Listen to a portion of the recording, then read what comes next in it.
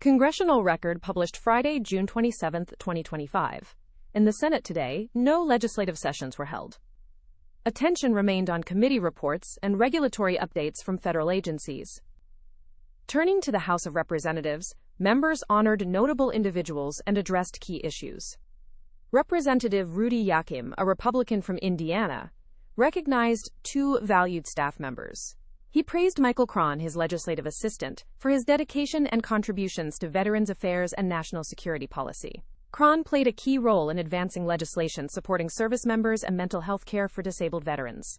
Yakim also commended Mariah Greenlee, his director of operations, for exceptional organizational skills and managing complex office logistics. Representative Joseph Kennedy III, a Democrat from New York, paid tribute to Vincent O'Neill, a celebrated artist who transformed theater in Western New York.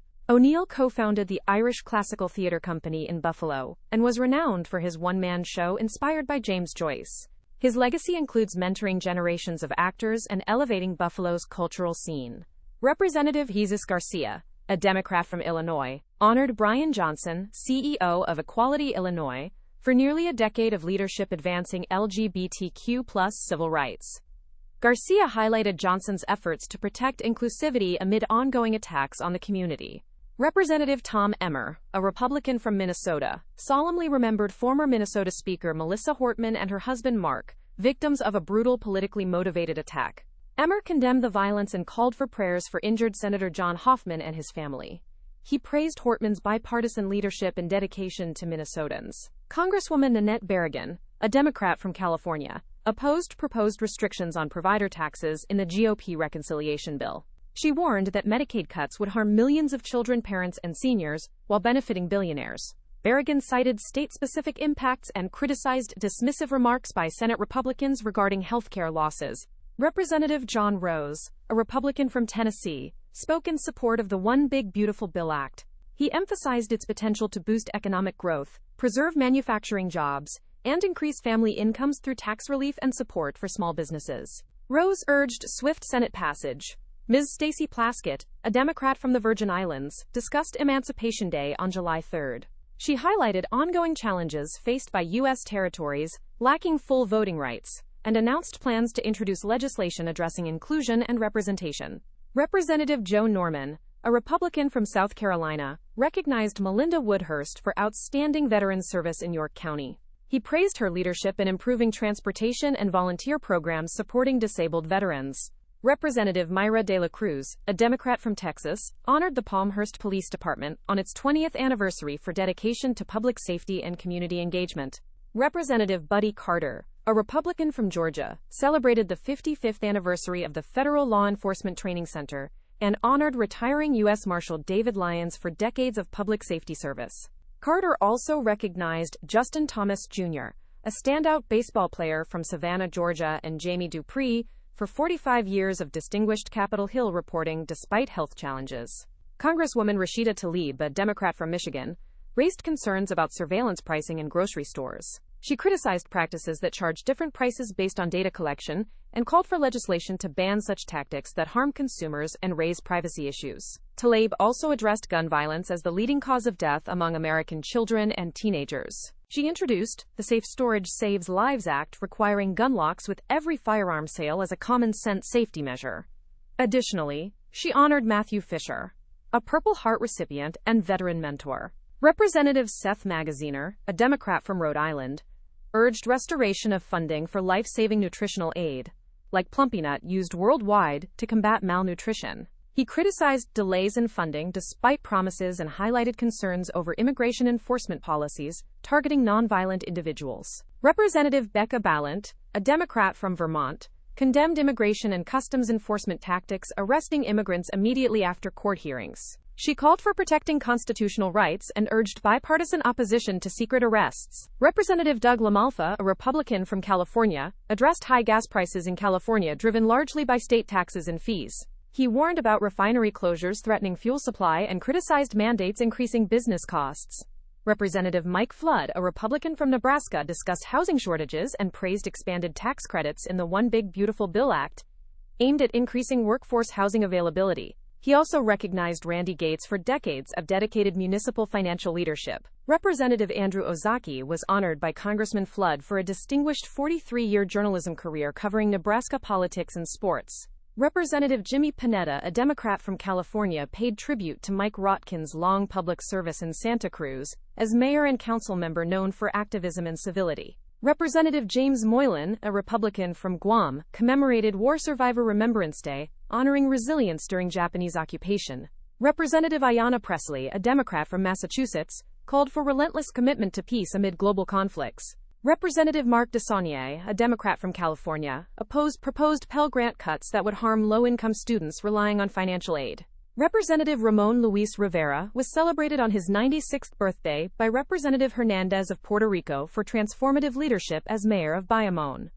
Representative Barry Moore, a Republican from Alabama, introduced H.R. 875 to make non-citizens convicted of driving under the influence inadmissible and deportable. Moore cited tragic incidents involving intoxicated drivers who were illegal aliens and urged support for stricter enforcement. Representative Jamie Raskin, a Democrat from Maryland, expressed skepticism about the bill's effectiveness.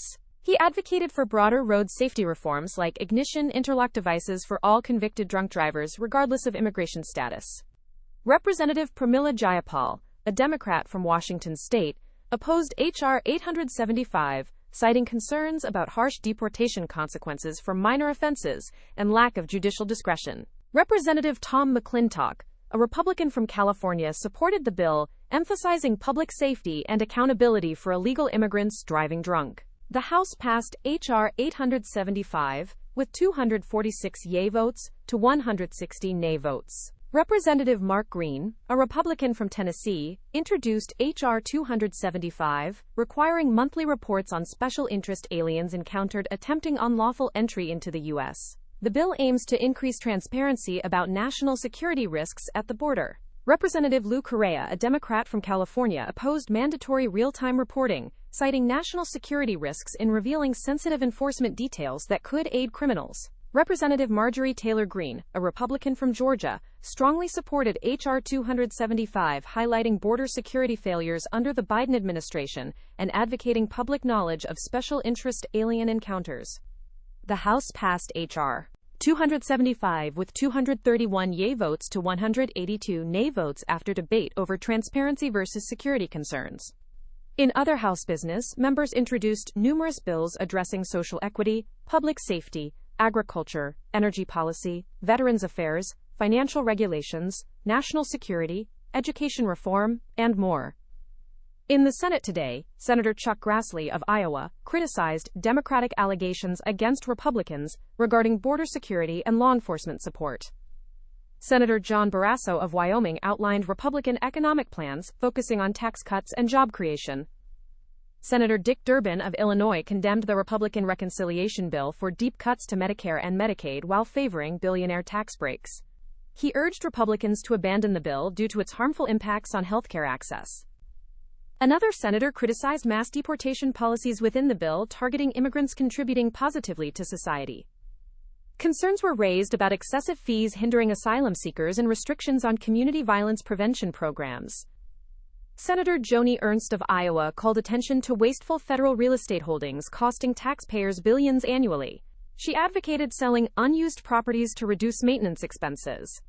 Senator Patty Murray of Washington state honored Cal Anderson's legacy during Pride Month, while condemning Trump administration cuts to HIV research funding and attacks on LGBTQ rights. Senator Kenneth Keyes was confirmed as Assistant Secretary of the Treasury by a vote of 53 yea to 45 nay. Senators Cindy Hyde-Smith of Mississippi and Steve Daines of Montana commemorated the third anniversary of Dobbs v. Jackson Women's Health Organization decision affirming states' rights over abortion regulation. A senator spoke passionately about protecting life at all stages and called for re-evaluation of abortion pill safety following evidence of adverse effects. Senator Marsha Blackburn of Tennessee honored Fred Smith, founder of FedEx, for revolutionizing global logistics and philanthropy.